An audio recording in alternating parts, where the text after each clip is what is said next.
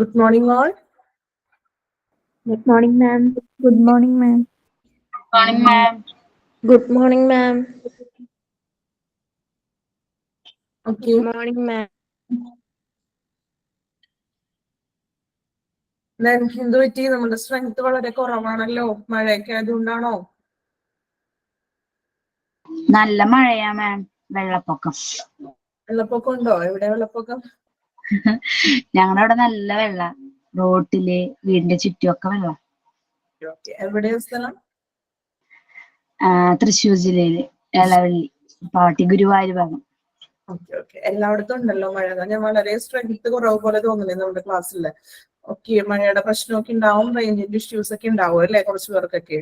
കുഴപ്പമില്ല, മഴ കുറച്ച് ദിവസത്തേക്ക് ഉണ്ടാകുന്നില്ലേ പറഞ്ഞിരിക്കുന്നത്. കഴിയുമ്പോ ഓക്കെ ആവും കേട്ടോ. മഴയുടെ പ്രശ്നങ്ങളും പിന്നെ എല്ലാവർക്കും അസുഖങ്ങളും മറ്റും പനിയും അങ്ങനെയൊക്കെയാണല്ലോ ഇപ്പൊ പോയിക്കൊണ്ടിരിക്കുന്നത് അല്ലേ? ഓക്കെ, ഇപ്പൊ നമ്മൾ കുറച്ച് ദിവസമായി ക്ലാസ് അല്ലെ. എനിക്ക് തോന്നുന്നു കുറച്ചൊരു 2 ദിവസത്തെ ഗ്യാപ്പ് ഉണ്ട് അല്ലെ. നമുക്ക് ക്ലാസ് സ്റ്റാർട്ട് ചെയ്യാം. കുറച്ച് ദിവസത്തിന് ശേഷമാണ് നിങ്ങളെ കാണുന്നത്. ഓക്കെ, അപ്പോ നമ്മൾ കഴിഞ്ഞ ക്ലാസ്സിൽ എനിക്ക് തോന്നുന്നു പ്രോബ്ലംസ് ഓഫ് OPD നമ്മൾ കംപ്ലീറ്റ് പറഞ്ഞായിരുന്നു. എല്ലാ പോയിന്റ്സും പറഞ്ഞില്ലേ? 8 പോയിന്റ്സ് പറഞ്ഞായിരുന്നു. ഓക്കെ, അവിടെ വരെയാണ് നമ്മൾ ഓക്കെ. അപ്പൊ അവിടെ വരെയാണ് നമ്മൾ പറഞ്ഞു നിർത്തിയിരുന്നത്. ദെൻ നമുക്കിപ്പോ ആ ഒരു ജനറൽ പ്രോബ്ലംസ് തൊട്ട് ജസ്റ്റ് ഒന്നും കൂടി അത് പറയാം, എന്നിട്ട് നമുക്ക് നെക്സ്റ്റ് എടുക്കാം. ഓക്കെ,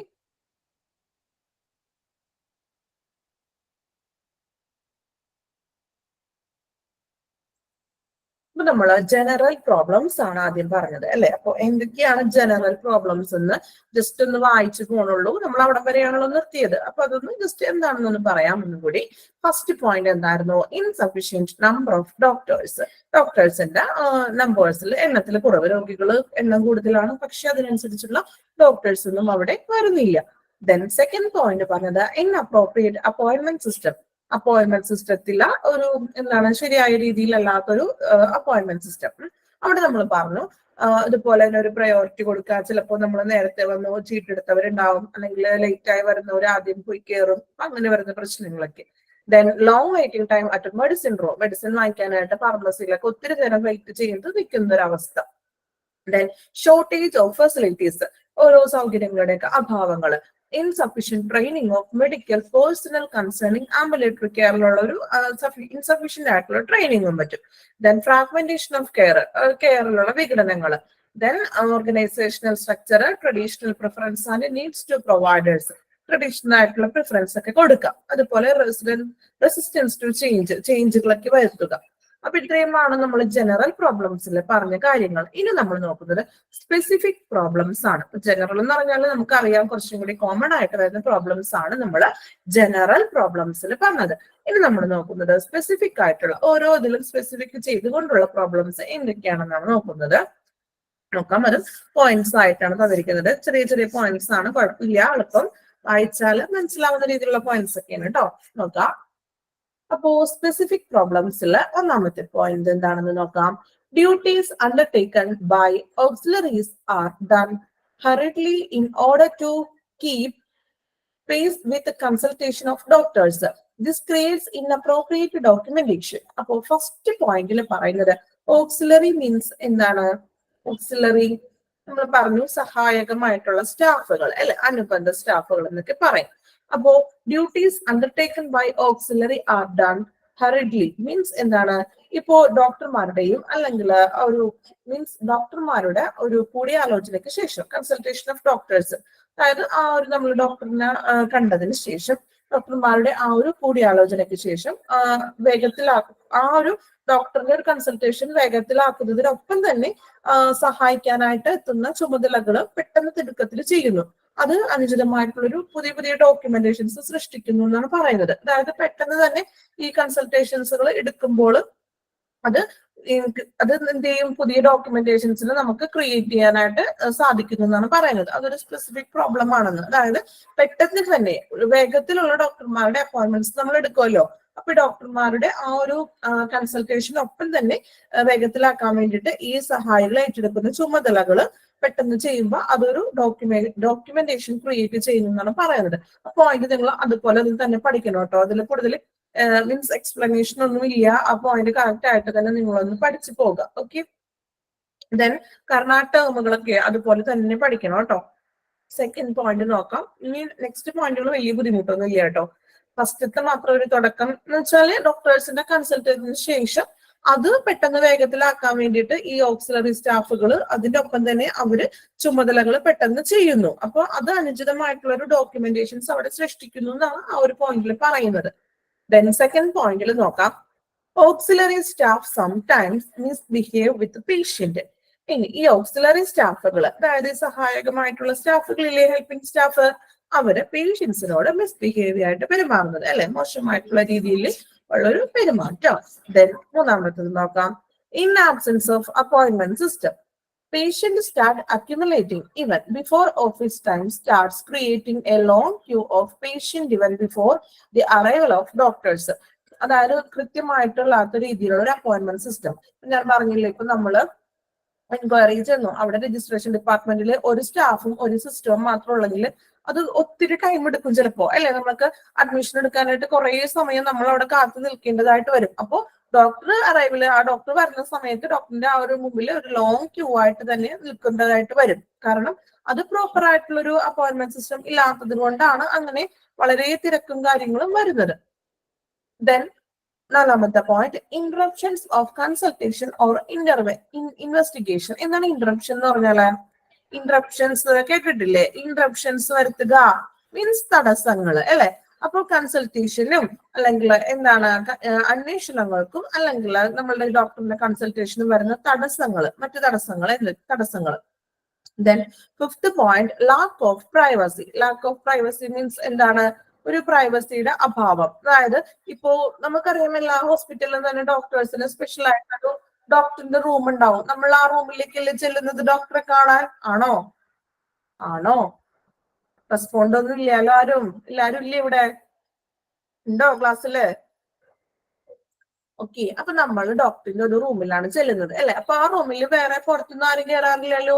ഡോക്ടർ ഉണ്ടാവും, ആ ഒരു നഴ്സിംഗ് സ്റ്റാഫ് ഉണ്ടാവും, പേഷ്യന്റ് ഉണ്ടാവും. അപ്പൊ നമുക്ക് നമ്മളുടെ കാര്യങ്ങൾ ഓപ്പൺ ആയിട്ട് തന്നെ ഡോക്ടറോട് പറയാം. ഇന്ന അസുഖമാണ്, എന്തൊക്കെയാണെന്ന് വെച്ചാൽ ഓപ്പൺ ആയിട്ട് പറയാം. പക്ഷെ ഒരു പ്രൈവസി ഇല്ലാത്തൊരവസ്ഥയാണെങ്കിൽ നിങ്ങളൊന്ന് ആലോചിച്ച് നോക്കി. ആ ഒരു വലിയ പേഷ്യൻസ് ഒക്കെ ഓൾറെഡി ഇരിക്കുന്ന ആ ഒരു ഹോളിൽ തന്നെയാണ് ഡോക്ടർ ഇരുന്ന് ട്രീറ്റ്മെന്റ് ചെയ്യുന്നതെങ്കിൽ നമുക്ക് ചിലപ്പോൾ ഒരുപക്ഷെ ഒരു പ്രൈവസി ഉണ്ടാവില്ല ഇല്ലേ. നമുക്ക് ഓപ്പൺ ആയിട്ട് നമ്മളുടെ അസുഖത്തെ പറ്റിയോ മറ്റു കാര്യങ്ങളോ ഒന്നും നമുക്ക് എന്ത് ചെയ്യാൻ പറ്റില്ല, ഓപ്പൺ ആയിട്ട് പറയാൻ പറ്റില്ല. സോ ലാക്ക് ഓഫ് പ്രൈവസി എന്ന് ഉദ്ദേശിക്കുന്നത് അതാണ് കേട്ടോ. ചില ഹോസ്പിറ്റലിൽ ചിലപ്പോൾ അതിന്റെ അഭാവങ്ങൾ ഉണ്ടാവാം. സെപ്പറേറ്റ് ഒരു റൂം ഉണ്ടാവണമെന്നില്ല. അപ്പോ ഒരു ഹോള് പോലത്തെ അവിടെ ആയിരിക്കും ഡോക്ടേഴ്സ് ഇരിക്കുന്നത്. പക്ഷെ അതൊരു പ്രൈവസിയുടെ ഒരു അഭാവമാണ് അല്ലെ. നമുക്ക് ഒരു ഇതുണ്ടാവില്ലല്ലോ പേഷ്യന്റിനെ സംബന്ധിച്ച് അല്ലെ. അതാണ് ലാക്ക് ഓഫ് പ്രൈവസി എന്ന് പറയുന്നത്. ദെൻ നെക്സ്റ്റ് നോക്കാം. Illegible handwriting of the doctors. നിങ്ങൾ ഡോക്ടേഴ്സിന്റെ ഹാൻഡ് റൈറ്റിംഗ് ശ്രദ്ധിച്ചിട്ടുണ്ടോ? എല്ലാ ഡോക്ടേഴ്സിനും അല്ല, എനിക്ക് തോന്നുന്നു ഭൂരിഭാഗം ഒരു 60% ഡോക്ടേഴ്സിന്റെ ഹാൻഡ് റൈറ്റിംഗ് എങ്ങനെയായിരിക്കും? നിങ്ങൾക്ക് വായിച്ചാൽ മനസ്സിലാകാറുണ്ടോ? ചില ഡോക്ടേഴ്സിന്റെ മനസ്സിലാകുന്ന തോന്നുന്നു അല്ലെ. എനിക്ക് തോന്നുന്നു ജൂനിയർ ഡോക്ടേഴ്സിന്റെ ഒക്കെ അത്യാവശ്യം ചിലവരുടെ ഒക്കെ നമുക്ക് ചില മെഡിസിൻസിന്റെ പേരൊക്കെ നമുക്ക് വായിച്ചെടുക്കാൻ സാധിക്കും. പക്ഷെ ഒരുവിധം നമുക്ക് വായിച്ചെടുക്കാൻ പറ്റില്ല അല്ലെ. പക്ഷെ അപ്പോ അതാണ് ഇല്ലെജിബിൾ ഹാൻഡ് റൈറ്റിംഗ് ഓഫ് ഡോക്ടേഴ്സ്. ചിലതൊക്കെ എങ്കിലും എനിക്ക് തോന്നുന്നു ഓവറോൾ ആയിട്ട് പറയണമെങ്കിൽ മാക്സിമം നമുക്ക് വായിക്കാൻ പറ്റാറില്ല അല്ലേ. ഇങ്ങനെ ഒരു എന്തൊരു കോഡ് ഭാഷ പോലെ ഇങ്ങനെ ഒരു ഭാഷ ഉണ്ടോന്ന് വരെ നമ്മൾ ആലോചിച്ചിട്ടുണ്ട് ഇല്ലേ? നിങ്ങൾ ചിന്തിച്ചിട്ടുണ്ടോ അങ്ങനെ കണ്ടപ്പോ ഡോക്ടേഴ്സിന്റെ? ഓക്കെ, ഇത് ഏത് ഭാഷയാണെന്ന് നമ്മൾ ആലോചിക്കും. ഇംഗ്ലീഷ് ആണോ? പക്ഷെ ഇംഗ്ലീഷിൽ ഓരോ ലെറ്റർ പോലും നമുക്ക് അതിൽ നിന്ന് പറക്കി എടുക്കാനായിട്ട് പറ്റില്ല അല്ലെ. അപ്പോ ഇല്ലെജിബിൾ ഹാൻഡ് റൈറ്റിംഗ് ഓഫ് ഡോക്ടേഴ്സിന്റെ ഇല്ലെജിബിൾ ആയിട്ടുള്ള ഹാൻഡ് റൈറ്റിംഗ്. ചിലപ്പോൾ നമ്മൾ മെഡിക്കൽ ഷോപ്പിൽ ചെല്ലുമ്പോൾ അവർക്കറിയാൻ പറ്റും, ഓൾറെഡി അവർ ചെയ്യുന്നതാണല്ലോ. ഡെയിലി അവര് ഡോക്ടേഴ്സിന്റെ പ്രിസ്ക്രൈബ് വായിക്കുന്നതാണ്. പക്ഷെ ചില ടൈമിൽ അവർക്ക് പോലും ഡൗട്ട് തോന്നാം അല്ലെ. ചിലപ്പോൾ മനസ്സിലാക്കാത്തൊരു ഇതൊക്കെ വരാം. അതാണ് അപ്പോ ഡോക്ടേഴ്സിന്റെ ഹാൻഡ് റൈറ്റിംഗ് അതൊരു സ്പെസിഫിക് ആയിട്ടുള്ള ഒരു പ്രോബ്ലം ആണെന്ന് നമുക്ക് പറയാം. അതുപോലെ പോളിഫാർമസി. എന്താ പോളിഫാർമസി? കേട്ടിട്ടുണ്ടോ നിങ്ങള്? പോളിഫാർമസി എന്നുള്ള ഒരു ടേം കേട്ടിട്ടുണ്ടോ? കേട്ടിട്ടുണ്ടോ ആരെങ്കിലും? നോ. ഓക്കെ. അപ്പൊ പോളിഫാർമസി എന്ന് പറഞ്ഞാൽ വേറെ ഒന്നുമില്ല. ഇപ്പൊ ഒരു രോഗിക്ക് ആ ഒരു അസുഖത്തിന് ഒന്നിലധികം മരുന്ന് കഴിക്കേണ്ട ഒരു അവസ്ഥ, കൂടുതൽ മരുന്നുകൾ കൊടുക്കുക എന്നുള്ളത് അതൊരു പ്രോബ്ലം തന്നെയാണ് അല്ലെ. ചിലപ്പോ ചില പേഷ്യൻസിന് ചില മെഡിസിൻസിനോട് അലർജിക്ക് ഉണ്ടാവും. ചിലപ്പോ ഒന്നിലധികം കൂടുതൽ മരുന്നുകൾ കഴിക്കാൻ പറ്റാത്ത അവസ്ഥയ്ക്ക് ഉണ്ടാവും. അപ്പോ അതും ഒരു പ്രശ്നമാണ്. അപ്പൊ അത് പ്രശ്നം പരിഹരിക്കണമെങ്കിൽ ഡോക്ടേഴ്സ് എന്ത് ചെയ്യുക, ചോദിക്കുക ഇങ്ങനെ അലർജിക്ക് ഉണ്ടോ, അല്ലെങ്കിൽ ഇന്ന മെഡിസിൻസ് ഒക്കെ കഴിക്കാൻ പറ്റുമോ, എങ്ങനെയൊക്കെയാണെന്നൊക്കെ ചോദിക്കാം. അതാണ് ഈ പോളിഫാർമസി എന്ന് പറയുന്നത്. അതായത് ഒന്നിലധികം മെഡിസിൻസുകൾ ചെയ്യുന്നത്, കഴിക്കുന്നത്. Okay. Then queues are not properly maintained അല്ലെ. അതായത് ക്യൂസ് ഒന്നും മെയിൻറ്റെയിൻ ചെയ്യാത്തത്, അതായത് നല്ല രീതിയിൽ ക്യൂ ഒക്കെ മെയിൻറ്റെയിൻ ചെയ്യുക. ഇപ്പൊ ഫാർമസിയിലായാലും അല്ലെങ്കിൽ ഡോക്ടറെ കാണുമ്പോഴും അങ്ങനെ പ്രശ്നങ്ങളും തിക്കും തിരക്കൊന്നും കൂട്ടാതെ ചിലവർ ഇടക്കിട്ട് കയറുന്നതൊക്കെ ഉണ്ട് അല്ലെ. അപ്പൊ അങ്ങനെയൊന്നും വരാതെ ക്യൂ ഒക്കെ നല്ല രീതിയിൽ എന്ത് ചെയ്യാം, മെയിൻറ്റെയിൻ ചെയ്ത് പോവുക. ദെൻ 9th പോയിന്റ് നോക്കാം. Prescribed medicines are not always available at pharmacy അല്ലെ. ഇപ്പോ ചിലപ്പോ നമുക്ക് ഡോക്ടർ എഴുതി തന്ന മരുന്ന് ഫാർമസിയിൽ അവൈലബിൾ ആയിരിക്കില്ല. അതൊരു പ്രശ്നം തന്നെയല്ലേ. നമ്മൾ എന്ത് ചെയ്യും, മെഡിസിന് വേണ്ടിയിട്ട് വേറെ പുറത്ത് മെഡിക്കൽ ഷോപ്പിലൊക്കെ പോകേണ്ടതായിട്ട് വരും. ചിലപ്പോ നമ്മൾ കുട്ടികളെയും കൂടെ ഒക്കെ പോകുമ്പോഴേ കുട്ടിക്ക് ഒട്ടും വയ്യാതിരിക്കുന്ന അവസ്ഥയിലായിരിക്കും നമ്മൾ ചെല്ലുന്നത്. ഇനി ആ മെഡിസിൻ ഇല്ലെങ്കിൽ നമ്മൾ അതിനു വേണ്ടി എന്ത് ചെയ്യണം, പുറത്ത് വേറെ മെഡിക്കൽ ഷോപ്പിലൊക്കെ കയറണം. അതൊരു ബുദ്ധിമുട്ടുള്ള കാര്യം തന്നെയാണ് അല്ലേ. നിങ്ങൾക്ക് അനുഭവപ്പെട്ടിട്ടുണ്ടോ അങ്ങനെ? ചില മെഡിസിൻസ് ഒന്നും ഹോസ്പിറ്റലിൽ ഉണ്ടാവില്ല. നമ്മൾ എന്ത് ചെയ്യണം, പുറത്തുനിന്ന് തന്നെ വാങ്ങിക്കേണ്ടതായിട്ട് വരും ഇല്ലേ. വന്നിട്ടുണ്ടോ അങ്ങനെ? എല്ലാ മരുന്നും നിങ്ങൾക്ക് ഹോസ്പിറ്റലിൽ നിന്ന് തന്നെ കിട്ടിയിട്ടുണ്ട് എപ്പോഴും? ഓക്കെ, കുറച്ചു പേർക്കൊക്കെ ഉണ്ടായിട്ടുണ്ടെന്ന് പറയണം അല്ലെ. പക്ഷെ നമുക്കതൊരു ചില സിറ്റുവേഷനിൽ നമുക്കത് ബുദ്ധിമുട്ടല്ലേ. നമ്മൾ ഇനി കുറച്ച് മരുന്ന് ഇവിടെ നിന്ന് വാങ്ങിച്ചു, ദെൻ മെഡിക്കൽ ഷോപ്പിൽ പോയി അടുത്തത് വാങ്ങിക്കണം അല്ലെ. അപ്പൊ അതൊക്കെ കുറച്ച് ബുദ്ധിമുട്ടാണ്. അപ്പൊ അതൊരു സ്പെസിഫിക് പ്രോബ്ലം ആയിട്ട് നമുക്ക് എടുക്കാം. ദെൻ 10th പോയിന്റ് നോക്കാം. Use of trade name of medicine by doctors create confusion to patient when different named medicines of same genera is supplied to the patient. ഇനി ഇപ്പൊ ഡോക്ടേഴ്സ് നമുക്ക് മെഡിസിൻ എഴുതുമ്പോഴേ ആ medicine തന്നെ ചിലപ്പോൾ 2 പേര് വരും. സെയിം കണ്ടന്റും കാര്യങ്ങളൊക്കെ തന്നെ ആയിരിക്കാം മെഡിസിനിൽ വരുന്നത്. പക്ഷെ അതിന്റെ ട്രേഡ് നെയിം ആയിരിക്കും ചിലപ്പോൾ ഡോക്ടർ എഴുതുന്നത്. അങ്ങനെ എഴുതുമ്പോൾ നമുക്ക് മനസ്സിലാകോ, ഒരു മെഡിസിനെ പറ്റി ഒരു വിവരമില്ലാത്ത ആളുകൾക്ക്, പേഷ്യൻസിനെ സംബന്ധിച്ച് ഈ ട്രേഡ് നെയിം ചെയ്തിട്ടുണ്ടെങ്കിൽ നമുക്കും ഒരു കൺഫ്യൂഷൻ ആവും. അയ്യോ, ഈ മെഡിസിൻ കഴിക്കാമോ, അല്ലെങ്കിൽ ഞാൻ കഴിച്ചിട്ടുണ്ടോ, അങ്ങനെ ഒരു പ്രശ്നങ്ങളൊക്കെ സൃഷ്ടിക്കും ഇല്ലേ. നമ്മൾക്ക് മനസ്സിലാക്കാറുണ്ട് ചില നെയിമുകൾ. മീൻസ് ടാബ്ലറ്റ്, ഇപ്പോ നിങ്ങള് പാരസെറ്റാമോള് അല്ലെ, പാരസെറ്റാമോള് അല്ലെങ്കിൽ പാരസെറ്റാമോൾ എല്ലാവർക്കും അറിയാവുന്ന ഒരു നെയിമാണല്ലോ, അറിയാം അല്ലെ. പക്ഷെ അതിന്റെ ട്രേഡ് നെയിം എന്താണ്? പാരസെറ്റാമോളിന്റെ ട്രേഡ് നെയിം നിങ്ങൾ കേട്ടിട്ടുണ്ടോ? പാരസെറ്റാമോളിന്റെ ട്രേഡ് നെയിം ഡൈമോഡോം എന്നാണ്. ഡൈമോഡോമിൻ എന്നാണ് പാരസെറ്റാമോളിന്റെ ട്രേഡ് നെയിം പറയുന്നത്. ഡോളോ അതിന്റെ ഒരു മീൻസ് കണ്ടന്റ് ഒക്കെ സെയിം തന്നെയാണ്. പക്ഷെ അതിന്റെ ട്രേഡ് നെയിം എന്ന് പറഞ്ഞാൽ ഡൈമാഡോ എന്നാണ് കേട്ടോ. ഡൈമാഡോ എന്നാണ് ട്രേഡ് നെയിം. അപ്പൊ ഡൈമാഡോ എന്ന് എഴുതുമ്പോൾ നമുക്ക് ഇത് ഏത് മരുന്നാണ്, ഞാൻ കഴിച്ചിട്ടുണ്ടോ, ഇനി കഴിച്ചാൽ അലർജി ഉണ്ടാവോ എന്നൊക്കെ നമുക്കൊരു ഡൗട്ട്സും കാര്യങ്ങളൊക്കെ വരുമല്ലോ. തന്നെയാണ്. അപ്പോ യൂസ് ഓഫ് ട്രേഡ് നെയിം, അങ്ങനെ ട്രേഡ് നെയിം ഡോക്ടേഴ്സ് എഴുതുന്നതും ഒരു സ്പെസിഫിക് പ്രോബ്ലം ആണ്. ശരിയായ രീതിയിലുള്ള മെഡിസിൻസിന്റെ ഒറിജിനൽ നെയിം തന്നെ വേണം എഴുതുവാൻ. ഓക്കെ. ദെൻ 11th പോയിന്റ് നോക്കാം. No clear advice about when, how long to take the medicine. ചിലപ്പോ മെഡിസിൻ എഴുതുമ്പോൾ അത് കറക്റ്റ് ആയിട്ടുള്ള ഒരു ഐഡിയ കിട്ടാതെ വരുന്നത് ഒരു പ്രശ്നമാണ് അല്ലെ. എത്ര ദിവസം കഴിക്കണം, അല്ലെങ്കിൽ എത്ര നാള് കഴിക്കണം, അത് എന്ന് നിർത്തണം, ഇത് ഇനി കണ്ടിന്യൂ ചെയ്യണോ, അങ്ങനെയുള്ള ഒരു ക്ലിയർ ആയിട്ടുള്ള ഒരു ഇത് കിട്ടിയില്ലെങ്കിൽ അതൊരു പ്രശ്നമാണ് അല്ലെ. നമുക്കറിയില്ലല്ലോ എത്ര ദിവസം കഴിക്കണം, അല്ലെങ്കിൽ ഇത് തീരുമ്പോൾ ഇനി വാങ്ങിച്ച് കണ്ടിന്യൂ ചെയ്യണോ, അല്ലെങ്കിൽ 1 മാസം കഴിക്കണോ, ഒരാഴ്ച കഴിക്കണോ എന്നൊക്കെ ഒരു ക്ലിയർ ആയിട്ടുള്ള കാര്യം കിട്ടണം അല്ലെ. എങ്കിൽ മാത്രമേ എന്ത് ചെയ്യാൻ പറ്റുള്ളൂ, അത് കണ്ടിന്യൂ ചെയ്ത് നമുക്ക് പോകാനായിട്ട് പറ്റുള്ളൂ. Then 12th point, sometimes wrong medicines are given by the pharmacy.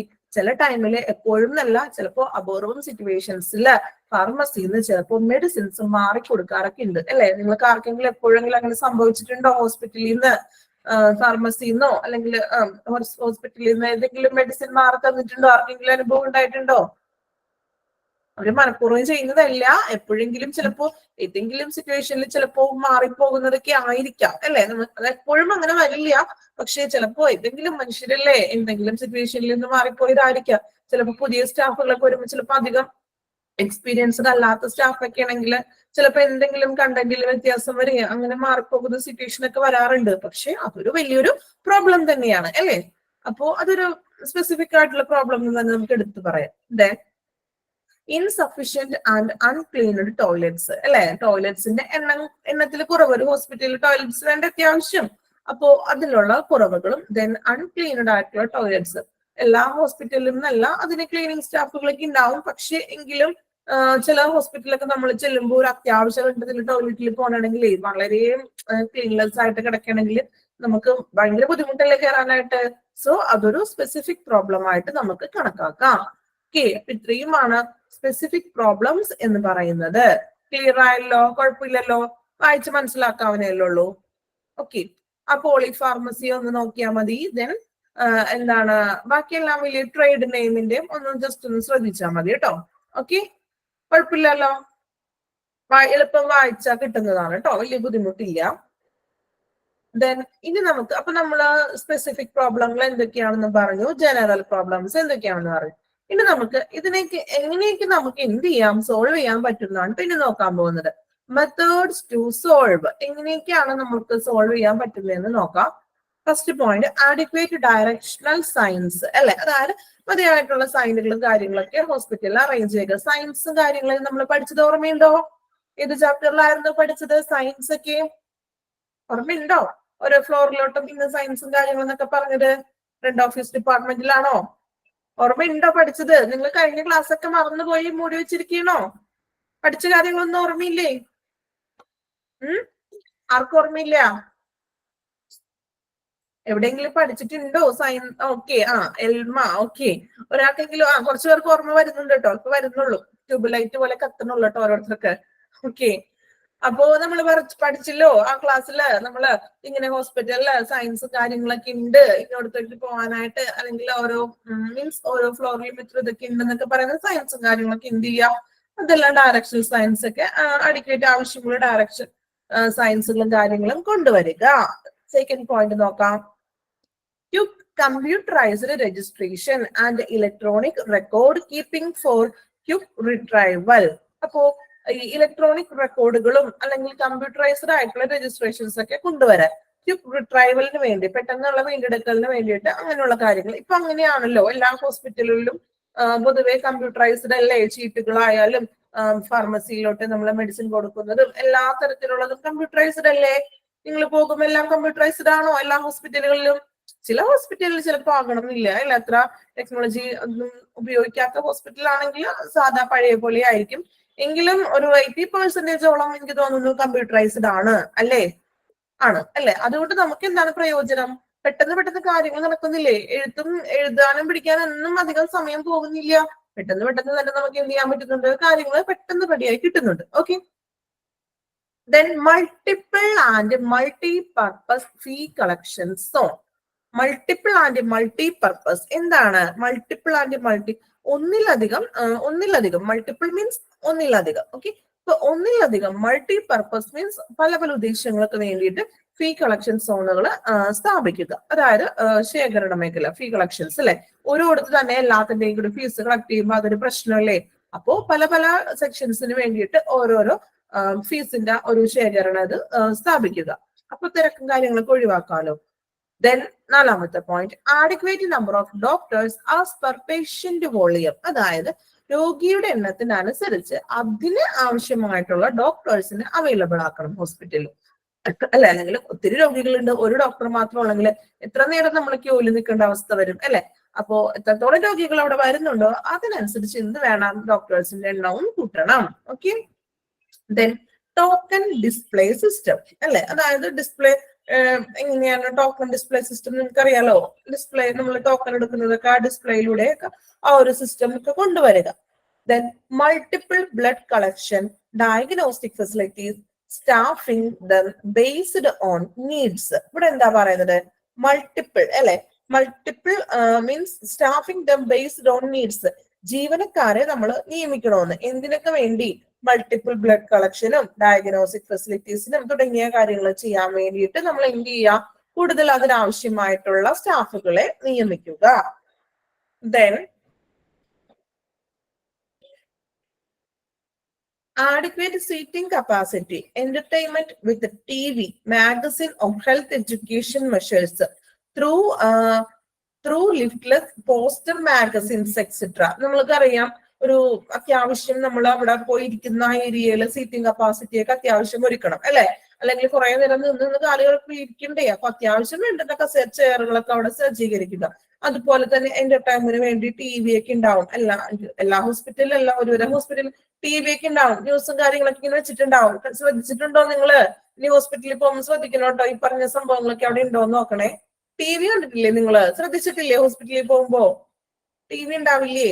Okay. News ഒക്കെ ആയിരിക്കും എപ്പോഴും വെച്ചേക്കുന്നത്. സീരിയലും അതൊന്നും വെക്കില്ല, ന്യൂസ് ഒക്കെ ആയിരിക്കും എപ്പോഴും അതിലാ വെക്കുന്നത് അല്ലെ. പിന്നെ അതുപോലെ തന്നെ ചിലപ്പോ മാഗസീൻസോ അല്ലെങ്കിൽ ഇപ്പൊ ന്യൂസ് പേപ്പറോ അങ്ങനെയുള്ള കാര്യങ്ങളൊക്കെ ഉണ്ടാവും അല്ലേ? ശ്രദ്ധിച്ചിട്ടുണ്ടോ അങ്ങനെ? ഇനി പോകുമ്പോഴൊന്ന് ശ്രദ്ധിക്കണേ. ഹോസ്പിറ്റലിൽ മാത്രമല്ല, നമ്മളൊരു ക്ലിനിക്കിൽ വേറെ ഒരു ക്ലിനിക്കിൽ പോയി, ഇപ്പൊ ഒരു ഡെന്റൽ ക്ലിനിക്കിൽ നിങ്ങൾ പോയി, ഡെന്റൽ ക്ലിനിക്കിലൊക്കെ പോകാറുണ്ടോ ആരെങ്കിലും? പോയിട്ടുണ്ടോ? പോയിട്ടുണ്ട്. ഓക്കെ. അപ്പൊ അവിടെ പോകുമ്പോഴും നമ്മൾ ഡോക്ടറെ കാണാനായിട്ട് വെയിറ്റ് ചെയ്തിരിക്കുമ്പോൾ ഇതുപോലെ കുറെ മാഗസീനൊക്കെ വെച്ചിട്ടുണ്ടാവും. അവിടെയും TVയും കാര്യങ്ങളൊക്കെ ഉണ്ടാവും ഇല്ലേ? ഹോസ്പിറ്റലിൽ മാത്രമല്ല, ഇതുപോലെയുള്ള ഒരു ക്ലിനിക്കിന്, അതുമായിട്ട് മെഡിക്കൽ ഫീൽഡിൽ അങ്ങനെ ഒരു ക്ലിനിക്കുകളിലൊക്കെ ഇതുപോലെ തന്നെ നമുക്ക് ആ ഒരു എന്റർടൈൻമെന്റ്സിന് വേണ്ടി നമ്മൾ അത്രയും നേരം വെയിറ്റിംഗ് ചെയ്യുന്ന നേരം കൊണ്ട് നമുക്ക് ഇതുപോലെയുള്ള എന്തെങ്കിലും ബുക്സ് എന്തെങ്കിലും വായിക്കാം, അല്ലെങ്കിൽ ഓൾറെഡി TV ഒക്കെ അവിടെ വെച്ചിട്ടുണ്ടാവും. അപ്പൊ അങ്ങനെയുള്ള കാര്യങ്ങളൊക്കെ സെറ്റ് ചെയ്യാം. Then screening of OP by junior doctors. എന്താ screening of OP by junior doctors? Junior ഡോക്ടേഴ്സിനെ കൂടി OP-യില് സ്ക്രീനിങ്ങിന് വെക്കാം. മീൻസ് അവരെയും കൂടി ജൂനിയർ ഡോക്ടേഴ്സിനെ OP-യില് ഇരിക്കാൻ വേണ്ടി പറയാണ്. അപ്പൊ മീൻസ് അത്രയും കുറച്ച് പേഷ്യൻസിന് ആ ഡോക്ടറെയും കൂടി കാണാമല്ലോ. ഒരു ഫിസിഷ്യൻ മാത്രമൊക്കെ ഇരുന്നിട്ടുണ്ടെങ്കിൽ ഇതുപോലെ ഭയങ്കര തിരക്ക് അനുഭവപ്പെടും അല്ലെ. അപ്പോ ജൂനിയർ ഡോക്ടർമാരും OP സ്ക്രീനിങ്ങിന് ഇരുത്താന്ന്. Then queuing theory is a scientific and mathematical way of solving problem of overcrowding. അതായത് എന്താണ്?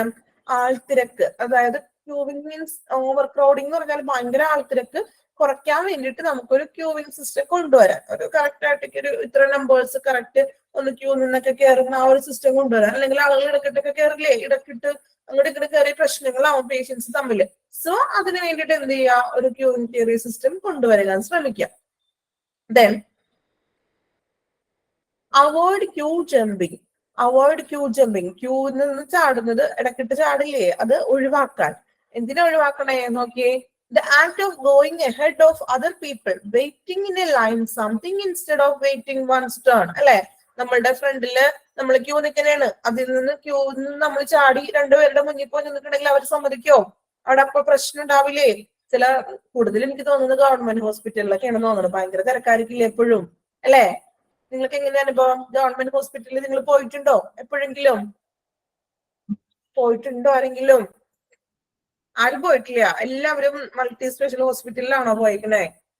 ഓക്കെ, പോയിട്ടുണ്ട് അല്ലെ. എനിക്ക് തോന്നുന്നു ഗവൺമെന്റ് ഹോസ്പിറ്റലിൽ ചിലപ്പോൾ ഡോക്ടേഴ്സിന്റെ എണ്ണം കുറവൊക്കെ ആയിരിക്കും. ചിലപ്പോൾ ഒരു ഡോക്ടർ 2 ഡോക്ടറൊക്കെ ഉണ്ടാവും. പക്ഷെ അത്യാവശ്യം കൂടുതൽ പേഷ്യൻസ് ഉണ്ടാവും. അവിടെ നമ്മൾ ഇങ്ങനെ പോയി ക്യൂ നിൽക്കുമ്പോഴേ ചില ആളുകൾ ഇടക്കിട്ട് കയറി അങ്ങനെ എന്തെങ്കിലും പ്രശ്നങ്ങളൊക്കെ ഉണ്ടാവാറുണ്ട് ഇല്ലേ? ഉണ്ടായി കണ്ടിട്ടുണ്ടോ അങ്ങനെ നിങ്ങളുടെ അനുഭവത്തില്? ഉണ്ട്, അനുഭവത്തിലുണ്ട് കേട്ടോ അല്ലെ. കൂടുതലും എനിക്ക് തോന്നുന്നു ഗവൺമെന്റ് ഹോസ്പിറ്റലിലൊക്കെ ആയിരിക്കും അങ്ങനെ വരുന്നത് അല്ലെ. അപ്പോ അങ്ങനെയുള്ള സംഭവങ്ങൾ മാക്സിമം എന്ത് ചെയ്യുക? അതൊക്കെ ഒന്ന് ഒഴിവാക്കിയിട്ട് ഈ ക്യൂന്ന് ചാടുന്നത് എപ്പോഴും ഉണ്ടെന്ന് പറയുന്നുണ്ട് കേട്ടോ. ഓക്കെ, എൽമക്ക് എപ്പോഴും ഇത് അനുഭവപ്പെട്ടിട്ടുണ്ടെന്ന് പറയുന്നുണ്ട്. ക്ലാസ് കഴിഞ്ഞിട്ട് ചോദിക്കാം കേട്ടോ ഡീറ്റെയിൽ ആയിട്ട്. ഓക്കെ, ചിലപ്പോ നിങ്ങളും ക്യൂവിൽ നിന്ന് ചാടിക്കാണും അല്ലെ. ക്യൂവിൽ നിന്ന് ചാടിയിട്ടുണ്ട് ആരെങ്കിലും? നമ്മൾ ചിലപ്പോ ഇത് എപ്പോഴെങ്കിലും ഇല്ല, ചാടിയിട്ടില്ല. സത്യസന്ധമായിട്ട് ക്യൂ നിന്ന് ഡോക്ടറെ കാണാൻ കയറുന്നവരാണ് കേട്ടോ എല്ലാവരും. നല്ല കാര്യം കേട്ടോ. ഓക്കെ, അപ്പോ അങ്ങനെയുള്ള പരിപാടികളൊക്കെ എന്ത് ചെയ്യുക? ഒഴിവാക്കാം. മീൻസ് അത്യാവശ്യം ആ ഒരു പ്രോപ്പർ ആയിട്ട് ക്യൂവിൽ നിന്നൊക്കെ എന്ത് ചെയ്യുക? കയറാം. Okay, then maintain punctuality. അതാണല്ലോ ഏറ്റവും വേണ്ടുന്നത്. ഡോക്ടർക്കായാലും നേഴ്സിനായാലും ആദ്യം വേണ്ടത് എന്താണ്? കൃത്യനിഷ്ഠത അല്ലെ. ഒരു മെയിൻറ്റെയിൻ പഞ്ച്വാലിറ്റി തന്നെ പാലിക്കുക, കൃത്യനിഷ്ഠത പാലിക്കണം. Okay, redressal of grievances. എന്താ റിഡ്രസൽ ഓഫ് ഗ്രീവ്നെസ്സസ് എന്ന് പറഞ്ഞാൽ പരാതികളൊക്കെ പരിഹരിക്കല്. ഗ്രീവ്നെസ്സസ് പരിഹരിക്കുക എന്നുള്ളൊരു അർത്ഥമാണ് കേട്ടോ. ടേം കണ്ടാലും പേടിക്കേണ്ട. പരാതികൾ പരിഹരിക്കൽ. അറിയാത്തവരാണെങ്കിൽ എഴുതി വെച്ചോളൂ. ടോക്കൺ അനുസരിച്ചാണ് കയറ്റുന്നതെന്നൊക്കെ പറഞ്ഞിട്ടുണ്ട്. ഓക്കെ, ഇപ്പൊ ടോക്കൺ അനുസരിച്ചൊക്കെയാണ്. പക്ഷെ മുമ്പൊക്കെ ഇതുപോലെ നമ്മൾ പുറത്ത് കുറെ വെയിറ്റ് ഒക്കെ ചെയ്ത് നിന്നിട്ടുണ്ട്. ഇപ്പൊ അങ്ങനെ കുറവാണ്. ഇപ്പൊ നമ്മൾ കറക്റ്റ് പ്രോപ്പർ ആയിട്ട് ടോക്കൺ ഒക്കെ വെച്ച് തന്നെയാണ് കയറ്റുന്നത് കേട്ടോ. Okay, then proper appointment system, ശരിയായിട്ടുള്ള രീതിയിലുള്ള ഒരു അപ്പോയിന്റ്മെന്റ് സിസ്റ്റം കൊണ്ടുവരികയാണെങ്കിൽ കുറെ പ്രശ്നങ്ങളൊക്കെ നമുക്ക് എന്ത് ചെയ്യാം, അവിടെ ചെന്ന് നമുക്ക് കുറെ പ്രശ്നങ്ങൾ ഒഴിവായി കിട്ടും. ഓക്കെ, അപ്പോ മെത്തേഡ്സ് ഓഫ് സോൾവ് നമ്മൾ പറഞ്ഞു. ദെൻ നിങ്ങളൊന്ന് വായിച്ചു നോക്കിയേ, സ്പെസിഫിക് പ്രോബ്ലംസ് ആദ്യം വായിക്കാം കേട്ടോ, എന്നിട്ട് നമുക്ക് അടുത്ത ഭാഗത്തിലേക്ക് പോകാം. സ്പെസിഫിക് പ്രോബ്ലം കേട്ടോ, വായിച്ചു നോക്കിക്കോളൂ. ഫസ്റ്റ് സ്പെസിഫിക് പ്രോബ്ലം നോക്കാം.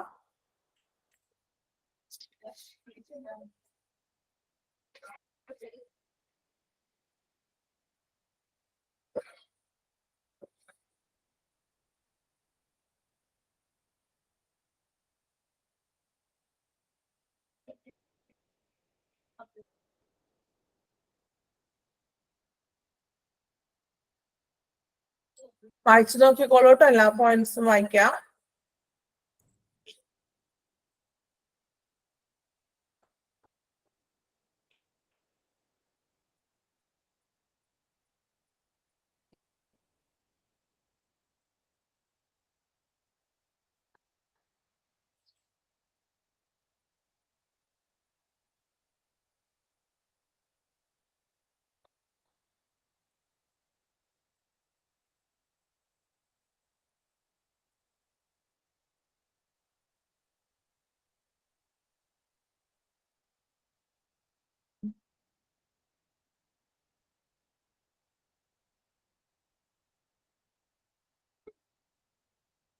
സ്പെസിഫിക് പ്രോബ്ലംസില് ഫസ്റ്റ് പോയിന്റ് മനസ്സിലായില്ലല്ലോ അവർക്കും. ഇത് പറഞ്ഞില്ല, അതായത് ഈ ഡോക്ടർമാരുടെ ആ കൺസൾട്ടേഷന് ശേഷം പെട്ടെന്ന് തന്നെ തിടുക്കത്തില്, ഹറഡ്ലി മീൻസ് പെട്ടെന്ന് അല്ലെങ്കിൽ വേഗത്തിൽ, തിടുക്കത്തിൽ എന്നൊക്കെ ഉള്ളൊരു മീനിങ് ആണ് കേട്ടോ. അപ്പോ ഡോക്ടേഴ്സിന്റെ ആ ഒരു എന്താ കൂടിക്കാഴ്ചക്ക് ശേഷം അവര് പെട്ടെന്ന് തന്നെ തിടുക്കത്തില് ചുമതലകളൊക്കെ ചെയ്യുന്നു. അത് അങ്ങനെ പെട്ടെന്ന് സ്പീഡപ്പ് ആയിട്ടൊക്കെ ചെയ്യുമ്പോൾ എന്താണ്, അപ്രോപ്രിയേറ്റ് ആയിട്ടുള്ള ഡോക്യുമെന്റേഷൻ ഒക്കെ സൃഷ്ടിക്കുന്നു, ശരിയായിട്ടുള്ള രീതിയിലല്ലാത്ത ഒരു ഡോക്യുമെന്റേഷൻ സൃഷ്ടിക്കും. ഓക്കെ, ബാക്കി പോയിന്റ്സ് ഒന്നും കുഴപ്പമില്ലല്ലോ, അത് അതുപോലെ തന്നെ ഒന്ന് പഠിക്കണേ.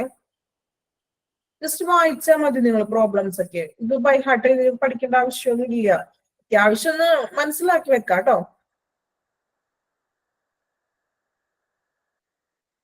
റിഡ്രസൽ എന്ന് വെച്ചിട്ടുണ്ടെങ്കിൽ പരാതികള് പരിഹരിക്കുക എന്നുള്ള ഒരു മീനിങ് ആണ് കേട്ടോ. റിഡ്രസല് പരാതികള് പരിഹരിക്കുക.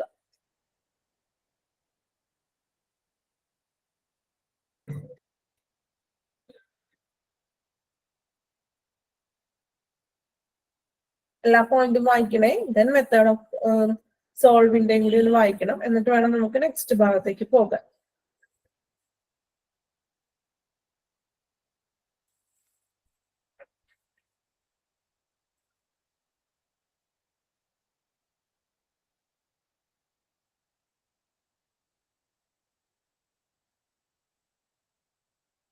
എല്ലാ പോയിന്റ്സും വായിക്കുക. പോളിഫാർമസി ഓർമ്മയുണ്ടല്ലോ, ഒന്നിൽ അധികം മരുന്നുകളും മെഡിസിൻസ് കഴിക്കുന്നത് അല്ലെങ്കിൽ കൊടുക്കുന്നത്. പിന്നെ ട്രേഡ് നെയിം എന്ന് പറഞ്ഞാൽ ആ ഒരു മെഡിസിന്റെ തന്നെ പറയുന്ന മറ്റൊരു ട്രേഡ് നെയിം ആണ് കേട്ടോ.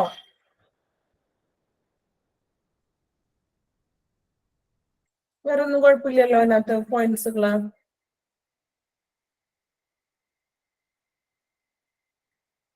ഓക്സിലറി സ്റ്റാഫ് എന്ന് പറഞ്ഞാൽ ഹെൽപ്പിംഗ് സ്റ്റാഫ്, അങ്ങനെയുള്ള സ്റ്റാഫുകളാണ് കേട്ടോ. ഇനിയും ബാക്കി പോയിന്റ്സ് വലിയ കുഴപ്പമില്ല, വായിച്ചാൽ നിങ്ങൾക്ക് മനസ്സിലാകുന്നതാണ്. ഓക്കെ,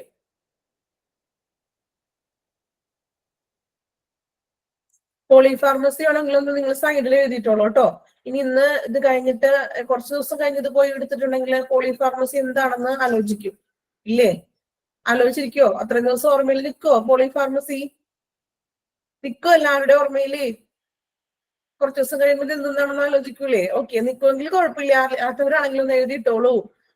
എന്താ പോളിഫാർമസി എന്ന് പറഞ്ഞിട്ടുണ്ടെങ്കിൽ ഒന്നിലധികം മെഡിസിൻസുകൾ കഴിക്കുന്നത് അല്ലെങ്കിൽ കൊടുക്കുന്നത് എന്ന് എഴുതിയിട്ടോളൂ കേട്ടോ, അറിയാത്തവരാണെങ്കിൽ. ഇനി കുറച്ച് ദിവസം കഴിയുമ്പോ ഷുവർന്നൊക്കെ ഇട്ടിട്ടുണ്ട്, മറന്നു പോകുമോ അല്ലെങ്കിൽ മറക്കില്ല എന്നാണ് എനിക്കറിയില്ല ഉദ്ദേശിച്ചത്. ഓക്കെ, എന്താണെങ്കിലും നിങ്ങളുടെ ചോയ്സ് കേട്ടോ, എഴുതിയിടണമെങ്കിൽ എഴുതിയിടാം. ട്രേഡ് നെയിം എന്ന് പറഞ്ഞിട്ടുണ്ടെങ്കിൽ മെഡിസിൻസിന്റെ പറയുന്ന മറ്റൊരു ആ ഒരു മെഡിസിനെ തന്നെ പറയുന്ന വേറൊരു പേരുകളാണ് ട്രേഡ് നെയിം കേട്ടോ.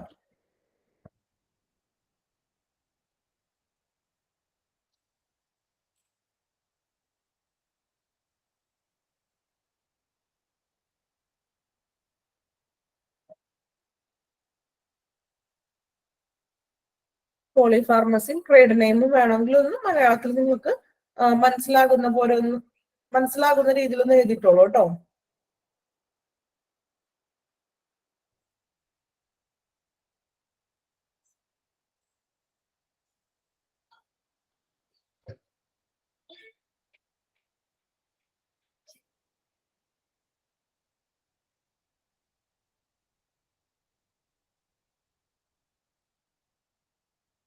കംപ്ലീറ്റ് ആയോ പോയിന്റ്സ്?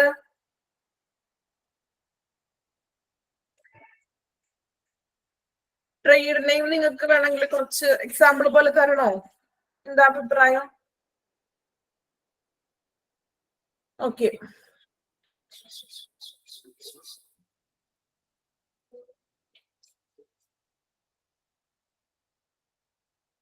കംപ്ലീറ്റ് ആയോ? പോയിന്റ്സ് വായിച്ചോ?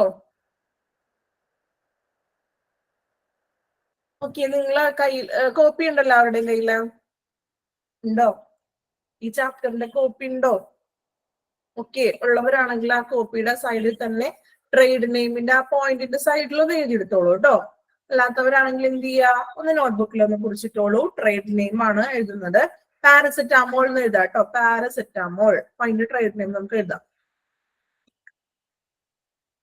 പാരസെറ്റാമോൾ എന്ന് എഴുതാം.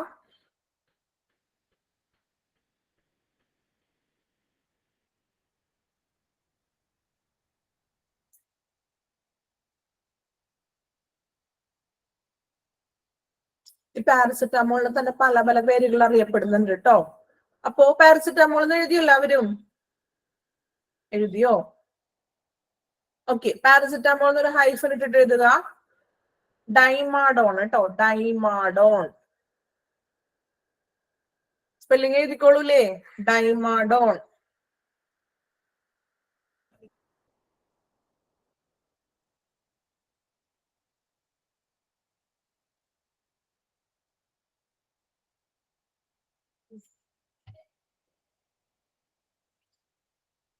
ഡൈമാഡോൺ കേട്ടോ.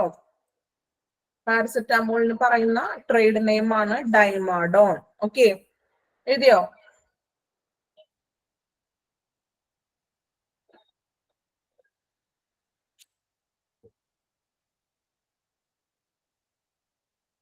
പാരസെറ്റാമോളിന് പറയുന്ന പേര് ഡൈമാഡോൺ.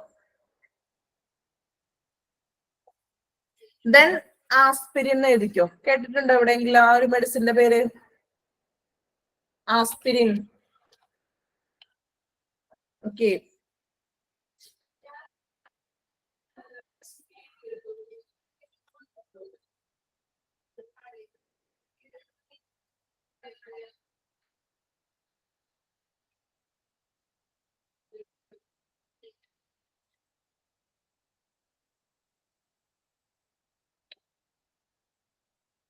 ആസ്പിരിൻ എന്ന് പറഞ്ഞ ആ ഒരു മെഡിസിനെ തന്നെ, ടാബ്ലറ്റിനെ പറയുന്ന മറ്റൊരു പേരാണ് ആസ്പ്രോ ക്ലിയർ കേട്ടോ. രണ്ടെണ്ണം മതിയല്ലോ example. Aspirin, Aspro clear. Okay, comment ഇട്ടിട്ടുണ്ട് കേട്ടോ. സ്പെല്ലിംഗ് ഇനി ഡൗട്ട് ഉണ്ടെങ്കിലേ.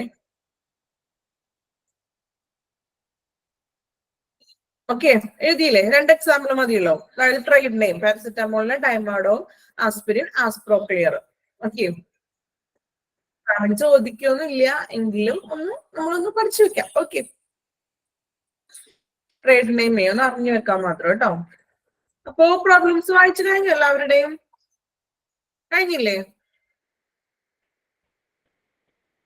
ദെൻ മെത്തേഡ്സ് ടു സോൾവ് നമുക്ക് ലാസ്റ്റ് വൺ ഒന്നും കൂടി നോക്കാം കേട്ടോ. ലാസ്റ്റ് ഒരു പ്രാവശ്യം കൂടി വായിക്കാം. ദെൻ അടുത്തതൊന്നും എടുക്കണേ കേട്ടോ, കണ്ടിന്യൂ ചെയ്യുന്നതാണേ. അല്ലെങ്കിൽ നമ്മൾ ആ ഒരു പോർഷൻ വെച്ച് നിൽക്കും. Okay, clinical record kept in an OPD.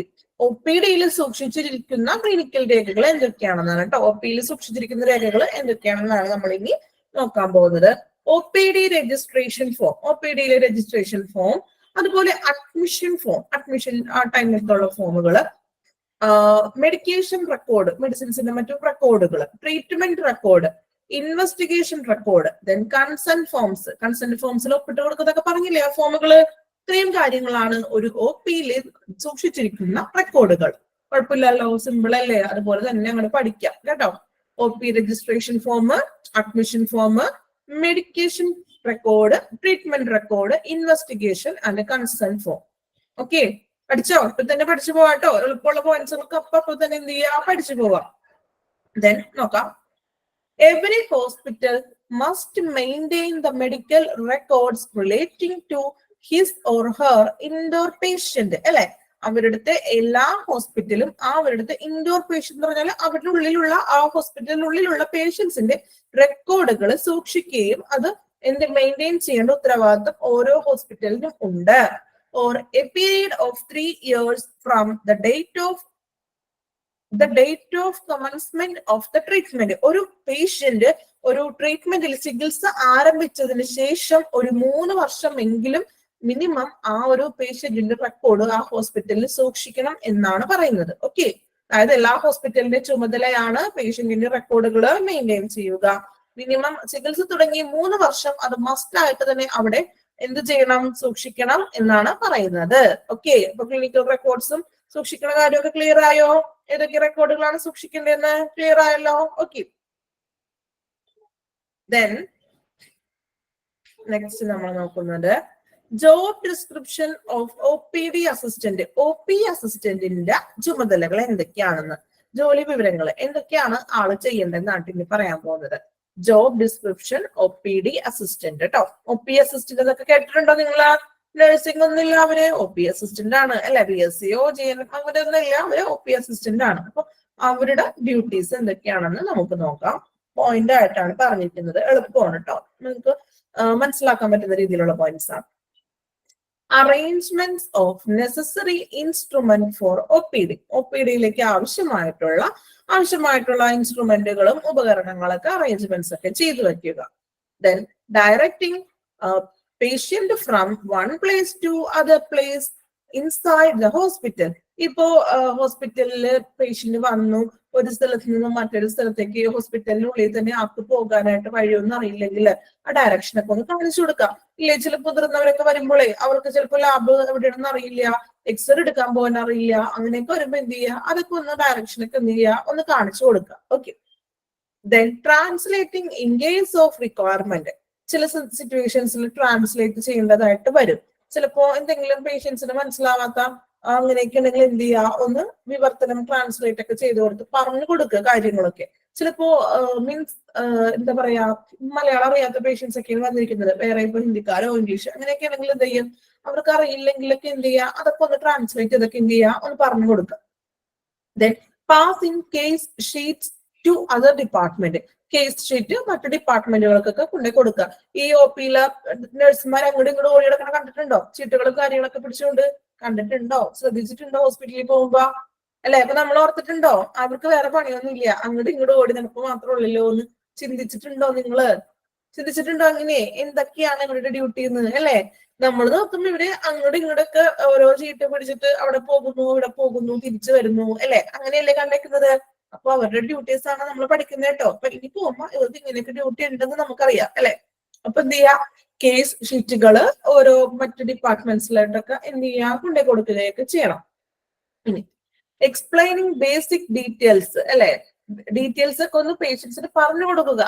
Like മെഡിസിൻസിനെ പറ്റിയുള്ള ഡീറ്റെയിൽസ്, അതുപോലെ ട്രീറ്റ്മെന്റ്, റീസൺ ഫോർ വെയിറ്റിംഗ്. കുറെ നേരമൊക്കെ വെയിറ്റ് ചെയ്തൊക്കെ ഇരിക്കുന്നുണ്ടെങ്കിൽ ചിലപ്പോൾ ഡോക്ടർ റൗണ്ട്സിന് പോയേക്കാണ് എന്നൊക്കെ പറയാറില്ലേ, വന്ന് നമ്മളോട് പറയാറുണ്ടോ?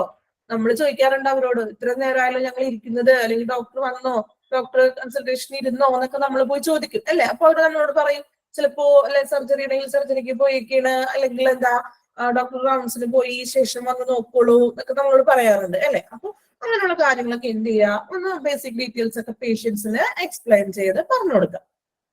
Then assist to open new medical record. അതായത് എന്താണ്, പുതിയ മെഡിക്കൽ റെക്കോർഡുകളൊക്കെ ഓപ്പൺ ചെയ്യാൻ വേണ്ടിയിട്ടൊന്ന് അസിസ്റ്റ് ചെയ്യുക. എൻഷുർ കസ്റ്റമർ സാറ്റിസ്ഫാക്ഷൻ, അല്ലെ, അതായത് പേഷ്യന്റിന്റെ സംതൃപ്തിയെ ഉറപ്പാക്കുക. അതായത് നല്ല രീതിയിൽ അവരോടൊന്ന് ബിഹേവ് ചെയ്തൊന്ന് പെരുമാറാം. ഓക്കെ, ദെൻ നമുക്കൊരു മോഡൽ പോലെ കാണിച്ചേക്കാണ് കേട്ടോ. Example of registration system. എങ്ങനെയൊക്കെയാണ് രജിസ്ട്രേഷൻ സിസ്റ്റത്തില്, എങ്ങനെയാണ് ഒരു രജിസ്ട്രേഷൻ സിസ്റ്റം വരുന്നതെന്ന് കേട്ടോ. ഒരു ഇതാണ് മോഡൽ കൊടുത്തേക്കാണ്. അവിടെ നിങ്ങൾക്ക് കാണാൻ പറ്റുന്നുണ്ടോ? കുഴപ്പമില്ലല്ലോ, അത്യാവശ്യം കാണാമല്ലോ. നോക്കാം. പേഷ്യന്റ് ID, അല്ലെ, പേഷ്യന്റിന്റെ IDയും കാര്യങ്ങളൊക്കെ കൊടുക്കുക. അതുപോലെ പേഷ്യന്റിന്റെ ഡീറ്റെയിൽസ്, അവിടെ രജിസ്ട്രേഷൻ ഡേറ്റ് ഉണ്ടാവും, അല്ലെങ്കിൽ പേഷ്യൻസിന്റെ നെയിം, ജെൻഡർ ഉണ്ട്, ഓക്യുപ്പേഷൻ എഴുതുക, ഡേറ്റ് ഓഫ് ബർത്ത്, ഏജ് എന്താണ്, blood group, then marital status, marriage ആണോ അങ്ങനെ എന്താണെന്നുള്ളത്, ദെൻ കോണ്ടാക്ട് ഡീറ്റെയിൽസിൽ അഡ്രസ്സും സിറ്റിയും നമ്മുടെ പിൻകോഡ്, ഒരു കോണ്ടാക്ട് നമ്പറും കാര്യങ്ങളൊക്കെ കൊടുക്കുക. അപ്പൊ ഇതെല്ലാം കൂടി അടങ്ങുന്നതാണ് ഒരു രജിസ്ട്രേഷൻ ചെയ്യുന്ന ഒരു ഫോം എന്ന് പറയുന്നത്. ഓക്കെ, ക്ലിയർ ആയോ? ഡൗട്ട്സ് ഒന്നും ഇല്ലല്ലോ? എളുപ്പമുള്ള പോയിന്റ്സ് അല്ലേ? കുഞ്ഞു കുഞ്ഞു പോയിന്റ്സ് ആണ് അല്ലെ? ഓക്കെ, അപ്പൊ നിങ്ങളൊന്ന് പെട്ടെന്ന് വായിച്ചോളൂ കേട്ടോ. മെത്തേഡ്സ് ടു സോൾവ് വായിച്ചില്ലല്ലോ നേരത്തെ, വായിച്ചോളൂ കേട്ടോ. മെത്തേഡ്സ് ടു സോൾവ് ഒന്ന് വായിക്കാം. അത് കഴിഞ്ഞിട്ട് ഇപ്പൊ നമ്മൾ ഇവിടെ എടുത്തില്ലേ, അതുപോലെ ഒന്ന് വായിച്ചു പോണം കേട്ടോ.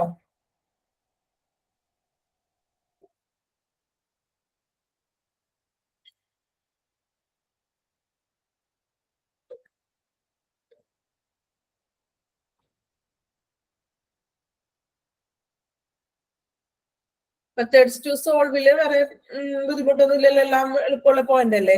റെഡ്രസലോ ഗ്രീവ്നെസസ് എന്ന് പറഞ്ഞാൽ പരാതികൾ പരിഹരിക്കുക കേട്ടോ. വേറെ വലിയ ബുദ്ധിമുട്ടൊന്നും ഇല്ല ഈ പോയിന്റ്സിൽ. റിട്രൈവൽ മീൻസ് വീണ്ടെടുക്കുക എന്നുള്ള ഒരർത്ഥമാണ് കേട്ടോ.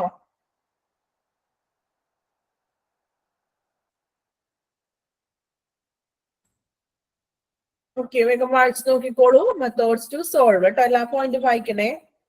ഓരോ പോയിന്റ് വായിക്കാൻ അതിന്റെ മീനിങ് നിങ്ങൾക്ക് അറിയാലോ, അതൊന്നും റീഡ് ചെയ്യാം കേട്ടോ.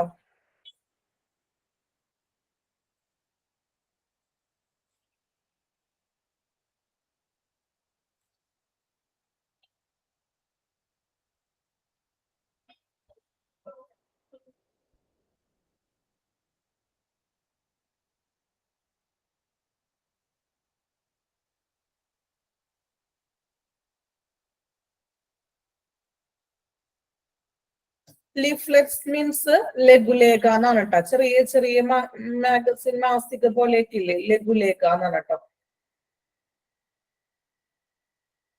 വേറെ കുഴപ്പമൊന്നുമില്ലല്ലോ അതിനകത്ത്, ബുദ്ധിമുട്ടില്ല. ഓക്കെ, കംപ്ലീറ്റ് ആവുമ്പോൾ പറയണേ, നെക്സ്റ്റ് വായിക്കണം, എന്നിട്ട് വേണം നമുക്ക് അടുത്ത പോർഷനിലേക്ക് പോകാൻ.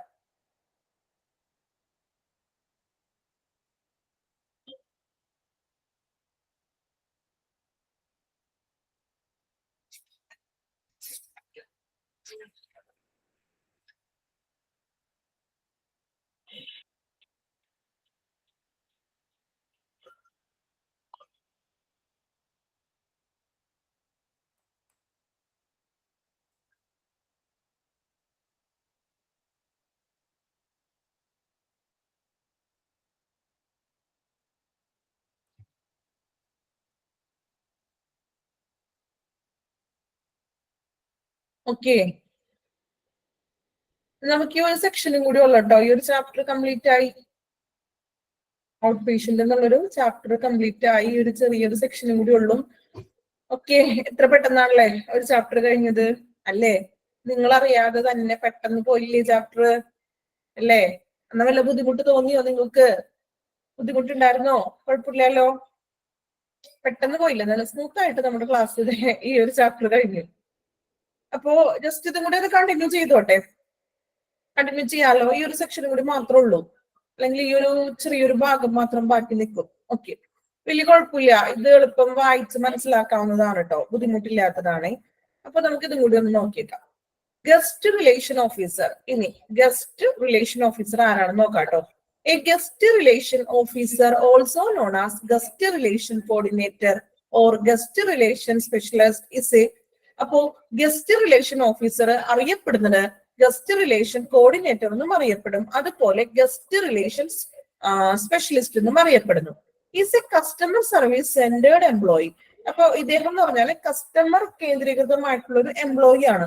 ഹു എസെൻഷ്യലി ഗ്രീറ്റ്സ്, കൂടുതലും എന്താ പറയാ, ഗ്രീറ്റിംഗ് ചെയ്യുന്നതും അല്ലെങ്കിൽ കസ്റ്റമറിനെ സ്വാഗതം ചെയ്യുന്ന പരിപാടികളും അവരോടുള്ള കസ്റ്റമർ സർവീസ് ആണ് അവിടെ പ്രാധാന്യം കൊടുക്കുന്നത് ഗസ്റ്റ് റിലേഷൻ ഓഫീസർക്ക്. ഇനി എന്തൊക്കെയാണ് അദ്ദേഹത്തിന്റെ ജോബ് റെസ്പോൺസിബിലിറ്റീസ് എന്ന് നമുക്ക് നോക്കാം കേട്ടോ. ഒരു പോയിന്റ് ആണ്, വലിയ ബുദ്ധിമുട്ടില്ല, വായിച്ച് എളുപ്പം മനസ്സിലാകും കേട്ടോ. അപ്പോ ഫസ്റ്റ് പോയിന്റ് വായിക്കാം. Guest relation representatives are available to assistant patient and families by answering questions, explaining hospital policies, customer service, and helping to resolve issue related to hospital service. അപ്പോ ഈ ഗസ്റ്റ് റിലേഷൻ റെപ്രസെന്റേറ്റീവ്സ് എന്ന് പറയുന്നത് ആള് പേഷ്യന്റിനും ഫാമിലിക്കും അവരുടെ ക്വസ്റ്റ്യൻസിനൊക്കെ answer ചെയ്യണം. അതുപോലെ തന്നെ ഹോസ്പിറ്റലിന്റെ നയങ്ങള്, പോളിസികള്, കസ്റ്റമർ സർവീസുകള്, എന്തൊക്കെയാണ് പേഷ്യൻസിന് വേണ്ട സേവനങ്ങളൊക്കെ ചെയ്തു കൊടുക്കുക, അതുപോലെ ഹോസ്പിറ്റൽ സേവനങ്ങളുമായിട്ട് ബന്ധപ്പെട്ട എന്തെങ്കിലും പ്രശ്നങ്ങളൊക്കെ ഉണ്ടെങ്കിൽ അതിനൊക്കെ എന്ത് ചെയ്യുക, ഒന്ന് റിസോൾവ് ചെയ്ത് കൊടുക്കുക. ഓക്കെ, ഒന്നാമത്തെ പോയിന്റ് ക്ലിയർ ആയോ? ഫാമിലിനോടും പേഷ്യൻസിനോടും അവരുടെ ക്വസ്റ്റ്യനുള്ള ആൻസറുകളൊക്കെ കൊടുക്കുക. ദെൻ ഹോസ്പിറ്റൽ പോളിസീസ് പറയുക. പിന്നെ എന്തെങ്കിലും പ്രശ്നങ്ങളൊക്കെ ഉണ്ടെങ്കിൽ എന്ത് ചെയ്യുക, അതിനൊന്ന് പരിഹരിച്ചു കൊടുക്കുക. Then second point, attend to inquiries requested by the guests, customer or foreign patient regarding facilities provided and everything else. അല്ലെ, ഇപ്പോ ആവശ്യമെങ്കിൽ, അതായത് അറ്റൻഡ് റിക്വസ്റ്റഡ് ബൈ ഗസ്റ്റ്, അതായത് ഗസ്റ്റിനോട് ഉദ്ദേശിക്കുന്നത് കസ്റ്റമർ, പേഷ്യന്റ് ഭാവം, അതുപോലെ ഫോറിൻ പേഷ്യൻസ് ഒക്കെ ഉണ്ടാവുമല്ലോ. അപ്പോ അവരുടെ ആവശ്യങ്ങൾ എന്തെങ്കിലും ഉണ്ടെങ്കിൽ അതൊക്കെ ഒന്ന് അറ്റൻഡ് ചെയ്യുക. എന്താണ് അവരുടെ ആവശ്യം എന്ന് അറിഞ്ഞിട്ട് അവർക്ക് വേണ്ടുന്ന ഫെസിലിറ്റീസുകൾ പ്രൊവൈഡ് ചെയ്ത് കൊടുക്കുക. Then മൂന്നാമത്തെ point, check if adequate welcome facilities are available for everyone whose arrival is on the list. അതായത് ലിസ്റ്റിലുള്ള വരുന്ന എല്ലാവർക്കും സ്വാഗത സൗകര്യങ്ങളൊക്കെ ഒരുക്കി കൊടുക്കുക. മീൻസ് അവരൊന്ന് വെൽക്കം ഒക്കെ ചെയ്യുക. Then attend to VIPs, very important person. അല്ലെ, VIP അറിയാലോ, വെരി ഇമ്പോർട്ടന്റ് പേഴ്സൺ. ഇമ്പോർട്ടന്റ് ആയിട്ടുള്ള VIPs വരുമ്പോൾ അവർക്ക് കൂടുതൽ ഒരു എന്താ പരിഗണനയും കാര്യങ്ങളൊക്കെ ഒന്ന് കുറച്ച് അവർക്കൊരു ഇമ്പോർട്ടൻസ് കൊടുക്കുക.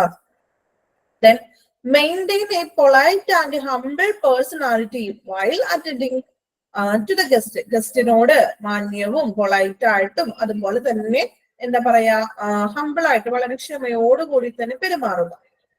Then next point, provide a detailed description of all information that can be potentially asked for along with the document needed.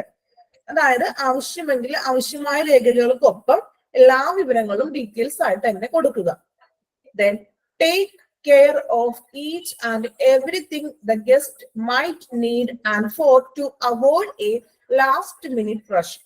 അതായത് പരാതികൾക്ക് കാരണമില്ലാതിരിക്കാൻ വേണ്ടിയിട്ട് സൗകര്യങ്ങളും അവസാനത്തെ ആ ഒരു തിരക്ക് ഒഴിവാക്കാൻ വേണ്ടിയിട്ട് എല്ലാ കാര്യങ്ങളും പ്രോപ്പർ ആയിട്ട് തന്നെ ചെയ്യാൻ. ഈ ലാസ്റ്റ് സമയത്തേക്ക് ഇട്ടേക്കാണ്ട് കറക്റ്റ് സമയത്ത് ചെയ്യുക. നമ്മളെ പോലെ അല്ലെങ്കിൽ നിങ്ങളെ പോലെ അല്ലെ, ലാസ്റ്റ് സമയത്ത് പരീക്ഷയുടെ തലേദിവസം അല്ലെങ്കിൽ 2 ദിവസം മുന്നിൽ എല്ലാവരും കൂടി പഠിക്കാനായിട്ട് ഭയങ്കര തിരക്കിട്ട് പഠിക്കുന്നത് ആണോ?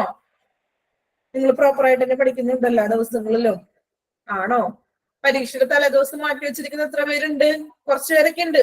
സത്യസന്ധമായിട്ട് പറയണമെങ്കിൽ ഉണ്ട് അല്ലേ? ഇപ്പോൾ നിങ്ങൾ പഠിക്കുന്നുണ്ടെന്നൊക്കെ പറയും, എങ്കിലും നമ്മളുടെ മാക്സിമം ഒരു പൊതുവെ അങ്ങനെയാണല്ലോ അല്ലെ, തലേദിവസത്തേക്ക് നമ്മൾ മാറ്റി വെക്കും. അപ്പോ ഇവിടെയും പറയുന്നത് അതാണ്, എല്ലാം കൂടി ലാസ്റ്റ് ദിവസത്തേക്ക് മാറ്റി വെക്കാതെ പ്രോപ്പർ ആയിട്ട് തന്നെ കാര്യങ്ങൾ എന്ത് ചെയ്യുക, ചെയ്തു പോവുക. Then check amenities for their quality and proper provision to leave on ground of complaints.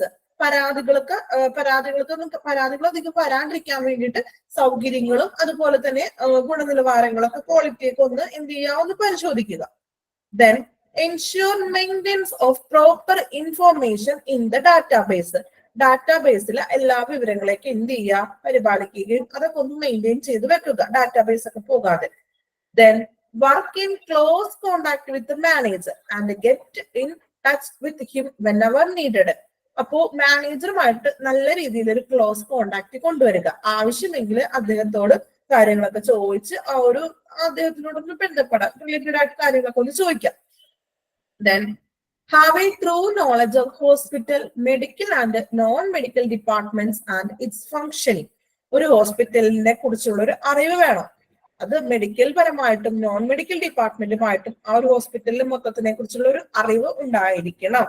അതിന്റെ ചുമതലകൾ, അതിന്റെ ഫങ്ഷൻസ് എന്തൊക്കെയാണ്, ഓരോ ഡിപ്പാർട്ട്മെന്റിന്റെ ഫങ്ഷൻസ് എന്നതിനെ പറ്റിയൊക്കെ എന്ത് വേണം, ഒരു നല്ലൊരു അറിവ് ഉണ്ടായിരിക്കുക. ഇത്രയുമാണ് ഗസ്റ്റ് റിലേഷൻ ഓഫീസറിന്റെ ജോബ് ഡ്യൂട്ടീസ് എന്ന് പറയുന്നത്. ഓക്കെ, കുഴപ്പമില്ലല്ലോ, വായിച്ച് മനസ്സിലാക്കാവുന്നുള്ളൂ, വലിയ ബുദ്ധിമുട്ടൊന്നും ഇല്ലാത്ത കേട്ടോ.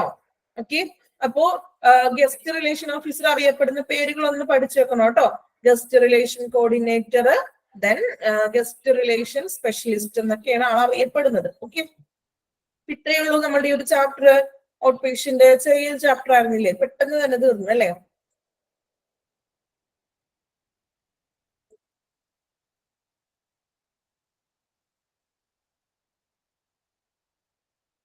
ഓക്കെ, ചാപ്റ്റർ പെട്ടെന്ന് തീർന്നില്ലേ? നമ്മൾ അറിയാതെ തന്നെ ചാപ്റ്റർ പെട്ടെന്ന് തീർന്നു പോയി, കഴിഞ്ഞു പോയി അല്ലേ? എങ്ങനെയാ തോന്നി? എളുപ്പമായിരുന്നു ഈ ഒരു ചാപ്റ്റർ? ബുദ്ധിമുട്ടില്ലല്ലോ? അത്യാവശ്യം നമുക്ക് വായിച്ച് സ്വയം മനസ്സിലാക്കാൻ പറ്റുന്ന രീതിയിലുള്ള ഒരു ചാപ്റ്റർ ആയിരുന്നു അല്ലേ?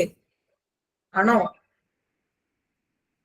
Yes, ma'am. ഓക്കെ, വലിയ ബുദ്ധിമുട്ടില്ല എന്ന് തോന്നുന്നു. പഠിക്കാനും അത്ര ബുദ്ധിമുട്ടില്ല. പിന്നെ നിങ്ങൾ എന്ത് ചെയ്യാ, ഓരോ ദിവസവും ലാസ്റ്റ് എക്സാമിന് വേണ്ടി മാറ്റി വെക്കാതെ എന്ത് ചെയ്യാ, അറ്റ്ലീസ്റ്റ് ഒന്ന് വായിച്ചു പോയാൽ മതി. നിങ്ങൾ കുത്തിരുന്ന് പഠിക്കണമെന്ന് ഞാൻ പറയണില്ല. നമുക്കറിയാം ഓരോരുത്തരുടെ സിറ്റുവേഷൻസ്, ചിലപ്പോ കുട്ടികളുള്ളവരുണ്ടാകും, അല്ലെങ്കിൽ മറ്റേതെങ്കിലും വർക്ക് ചെയ്യുന്നവരൊക്കെ ഉണ്ടാവാം അല്ലെ? അപ്പോ അതനുസരിച്ച് നിങ്ങൾക്ക് പറ്റുന്ന പോലെ എന്ത് ചെയ്യാ, പഠിക്കാം. ഓക്കെ, ഓരോരുത്തരുടെ സാഹചര്യം അനുസരിച്ച് അതുപോലെ പഠിക്കാൻ ശ്രമിക്കാം. എക്സാമിന് എന്തായാലും നല്ല രീതിയിൽ മാർക്കൊക്കെ കിട്ടണ്ടേ, പാസ്സാവണ്ടേ? എന്തായാലും നമുക്ക് നല്ലൊരു ജോലിയിൽ കയറണം എല്ലാവർക്കും അല്ലെ? പിന്നെ ഇപ്പൊ ഈ മഴയുടെയും ഇതും അങ്ങനെ റേഞ്ച് പ്രോബ്ലംസും അങ്ങനെയൊക്കെ വരുന്നുണ്ട്. പക്ഷെ എങ്കിലും എന്ത് ചെയ്യാം, നമ്മൾ പഠിക്കാൻ വേണ്ടി തീരുമാനിച്ചിരിക്കുകയാണല്ലോ. നമ്മൾക്കൊരു ജോലി വേണമല്ലോ. എല്ലാവർക്കും ജോലി വേണ്ടേ? വേണോ? എല്ലാവർക്കും ജോലി വേണ്ടേ? നിങ്ങൾക്ക് വെറുതെ ഇരിക്കുന്ന ചുമ്മാ ഒരു കോഴ്സ് ചെയ്യാന്ന് ഓർത്താണോ ആരെങ്കിലും ചെയ്യുന്നത്? ആരും അങ്ങനെയല്ലല്ലോ ചെയ്യുന്നത്. ഒരു ജോലിക്ക് വേണ്ടിയിട്ടല്ലേ നമ്മൾ പഠിക്കുന്നത്. അപ്പൊ ആ ഒരു കാര്യം മാത്രം മതി നമ്മുടെ മൈൻഡിൽ എപ്പോഴും. ഓക്കെ, വേറെ ഡൗട്ട്സും കാര്യങ്ങളൊക്കെ എന്തെങ്കിലും ഉണ്ടോ? എല്ലാ ടീച്ചേഴ്സിന്റെ ക്ലാസ് ഒക്കെ ഓക്കെ നന്നായിട്ട് പോകുന്നുണ്ടോ? ഓക്കെ ആണോ എല്ലാവരും? നിങ്ങൾക്ക് ലാസ്റ്റ് 10 മിനിറ്റ്സ് നമുക്ക് ഡൗട്ട്സുകളും കാര്യങ്ങളൊക്കെ ക്ലിയർ ചെയ്യാനായിട്ട് ലാസ്റ്റ് 10 മിനിറ്റ്സ് ക്ലാസ്സിനിടയിൽ നമുക്ക് ഇന്ററാക്ഷൻ എടുക്കാൻ പറ്റുന്നില്ലല്ലോ ഇപ്പോ. കാരണം ഭയങ്കര പ്രശ്നങ്ങള്, മീൻസ് ഡിസ്റ്റർബുകളോ മ്യൂട്ട് ചെയ്യാത്ത പ്രശ്നങ്ങളൊക്കെ വരുന്നത് കൊണ്ടാണ് ഇപ്പൊ അങ്ങനെ ഒരു സിസ്റ്റം ആക്കിയിരിക്കുന്നത്. ലാസ്റ്റ് 10 മിനിറ്റ്സ് നിങ്ങൾക്ക് എന്ത് വേണമെങ്കിലും നമുക്ക് ഇന്ററാക്ഷൻസ് ഒക്കെ ചെയ്യാം കേട്ടോ. ഓക്കെ, അപ്പോ രാവിലത്തെ ക്ലാസ്സിലും ഇത്രയും തന്നെയായിരുന്നോ സ്ട്രെങ്ത്? ഫസ്റ്റ് ക്ലാസ്സിൽ സ്ട്രെങ്ത് ഒരു 50 എത്രയൊക്കെ തന്നെയായിരുന്നോ? Yes, ma'am. ആണല്ലേ? ഓക്കെ, മഴയുടെ ഇതുകൊണ്ടായിരിക്കും അല്ലെ കുട്ടിക്ക് കുറഞ്ഞത് സ്ട്രെങ്ത് അല്ലെ? റേഞ്ചിന്റെ പ്രോബ്ലംസും നിങ്ങൾ പറഞ്ഞ പോലെ മഴയും ഒക്കെ. എല്ലായിടത്തും മഴയില്ല എല്ലാവർക്കും? എല്ലാവരുടെയും പ്രദേശങ്ങളിലും മഴയുണ്ടോ? മഴയാണ്. ഓക്കെ ഓക്കെ, ഇവിടെയും ഉണ്ട്, നല്ല മഴയുണ്ട് കേട്ടോ. നല്ല മഴയും കാറ്റൊക്കെ ഉണ്ട്. അത്യാവശ്യം കുറച്ച് ജില്ലകളിലൊക്കെ അവധി കൊടുത്തിട്ടുണ്ട് തോന്നുന്നു ഇന്ന് സ്കൂളുകൾക്ക്. ഓക്കെ ഓക്കെ, അപ്പോ വേറെ ഡൗട്ട്സ് ഒന്നും ഇല്ലല്ലോ? അപ്പൊ നമുക്ക് ഇനി അടുത്തത് നെക്സ്റ്റ് പുതിയൊരു ചാപ്റ്റർ ആണ്. ചാപ്റ്റർ ഞാൻ എന്താണെന്ന് ഞാൻ നോക്കിയിട്ടുണ്ടായിരുന്നില്ല. എങ്ങനെയെങ്കിലും നിങ്ങൾക്ക് ഇനിയിപ്പോ നമുക്ക് എന്നാ ക്ലാസ് വരുന്നത്? മൺഡേ വരുന്ന, ഫ്രൈഡേ, നാളെ വരുന്നുണ്ടോ ക്ലാസ്? ഇനി നിങ്ങൾക്ക് എന്നാ ക്ലാസ് വരുന്നത്? ട്യൂസ്ഡേ അല്ലേ നമുക്ക് ഇനി ക്ലാസ് വരുന്നത്? ട്യൂസ്ഡേ ആണ്. ഓക്കെ, അപ്പൊ അതിക്ക് മുന്നേ നിങ്ങൾക്കൊന്ന് ഇൻഫോം ചെയ്യാം കേട്ടോ, ഏത് ചാപ്റ്റർ ആണെന്ന് വേറെ ടീച്ചേഴ്സിനോട് ആരെങ്കിലും ഒന്ന് ഇൻഫോം ചെയ്യാൻ അറിയിക്കാം കേട്ടോ. അപ്പൊ നിങ്ങൾ ആ കോപ്പി ഒന്ന് കയ്യിലെടുത്ത് വെച്ചോളൂ കേട്ടോ. ഓക്കെ ഓക്കെ അല്ലേ എല്ലാവരും? അപ്പൊ ഈ ചാപ്റ്റർ ഒന്ന് പഠിക്കണം. Okay, thank you all. Okay, thank you, ma'am. Thank you, ma'am. Thank you, ma'am. Thank you, ma'am. Thank you, ma'am.